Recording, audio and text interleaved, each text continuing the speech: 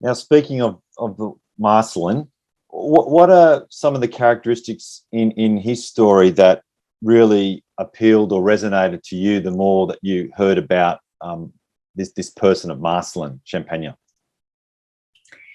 Well, I suppose initially, you sort of get the list of the 5 things, and it kind of fits in. It's a good fit for your teaching, I suppose. But really, as you grow in knowing the man and the story and all the other things, for me, it's that really old-fashioned word, zeal. I love that sort of sense of, and it takes you back to his time too, that word zeal. To me, it says everything about Marcellin. It's about his, all or nothing passion and commitment. It's that whole big everything, big energy, big dreams, big commitment, big personality, big physical strength, big presence, big persistency and obstinacy, I suppose, but also that big love.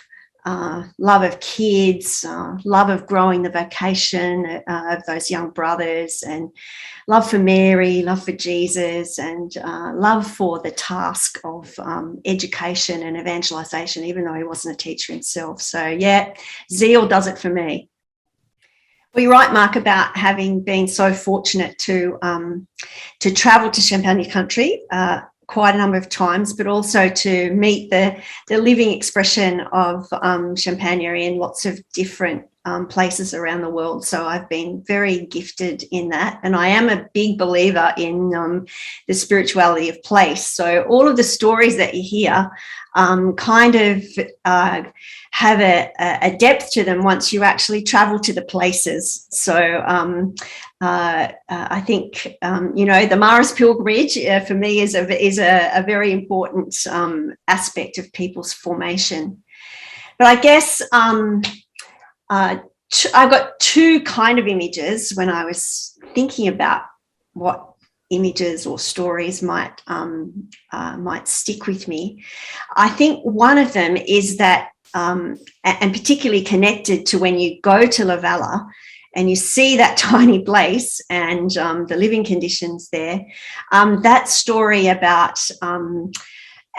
my memory here might not be the right thing, but I'm pretty sure it's John Byrne jumped on Marcellin's back when he was going up the stairs, not thinking that it was one of the other brothers that he'd been terrorizing, not quite realizing that it was Father Champagnat. And I love that image of that little rat bag jumping on the priest, the big person on his back in that little dark place. And the other one and not getting into trouble, and not getting the reaction that he might have expected in the first place, thinking it was someone else, but then not getting the reaction that he was expecting when he realized that it was Marcellin himself. So there's that image. And then the other image that I have that is increasingly important to me is and again, emphasised when you get to these places, is Marcellin's mum taking him on pilgrimage to La Louve. And they walked, like, what was it, 6 days or something? They walked. And where did they, sleep, or who do they, what did they carry? Like, it's quite an amazing journey to do those things, something which, I suppose we go on road trips and stuff today, but that idea of a young man completely kicked out, not sure, could have been disappointing his mum, but she packs him up, and they, we're going to solve this problem by going on pilgrimage. So I do love both of those images. Yeah. Well, I hope that I'm giving other people a chance to stand on the the shoulders that I've stood on, and that there's a chance for them too then to lift other people up and to experience this wonderful way of